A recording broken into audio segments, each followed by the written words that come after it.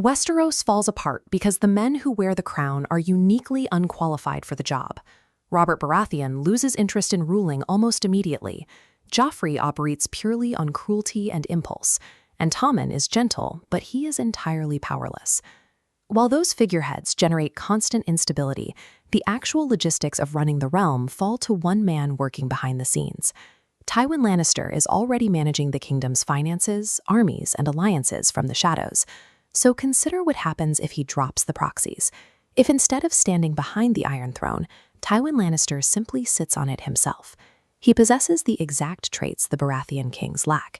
He is strictly disciplined, incredibly patient, and driven by a singular obsession with building his family's legacy. On paper, he looks like the ultimate stabilizing force.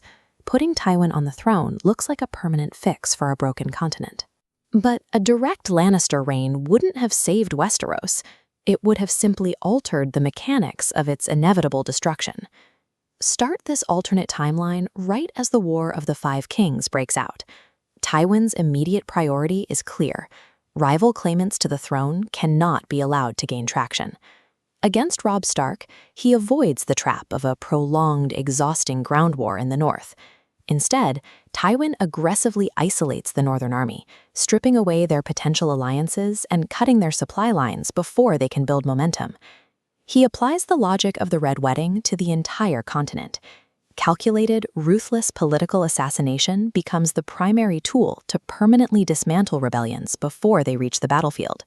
Glowing points of active rebellion are systematically targeted and extinguished, leaving the continent entirely dark and uniform.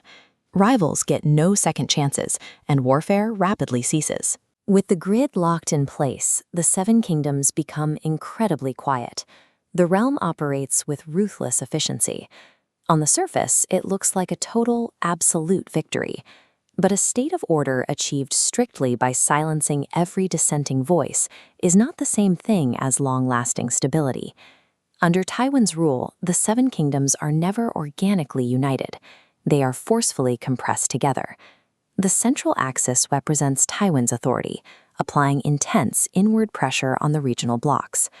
Ruling through fear generates compliance, but destroys long-term loyalty.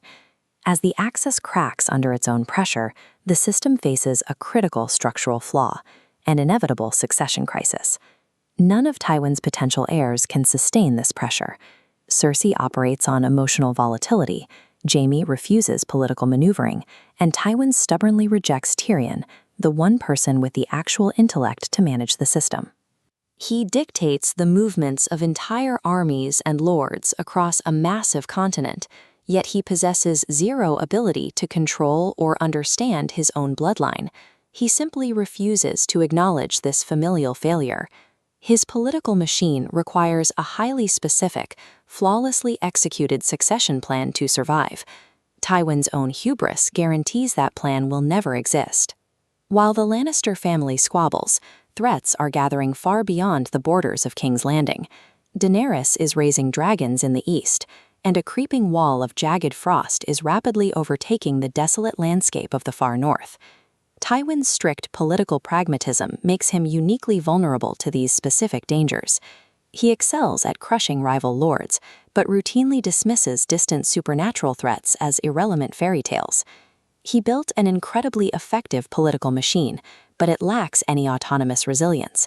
It requires him to sit at the controls and operate it manually every single day. This diagram shows exactly what happens the moment Tywin dies. The central node vanishes, and the connected regional nodes violently scatter.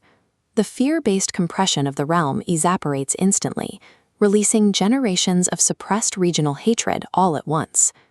The immediate aftermath leaves a fractured, leaderless Westeros. The tightly controlled grid shatters, leaving the continent exposed to invasions of fire and ice. Fear does not outlive the dictator who creates it. True legacy isn't measured by the absolute control you wield while you are alive, but by the systems that remain standing after you are gone.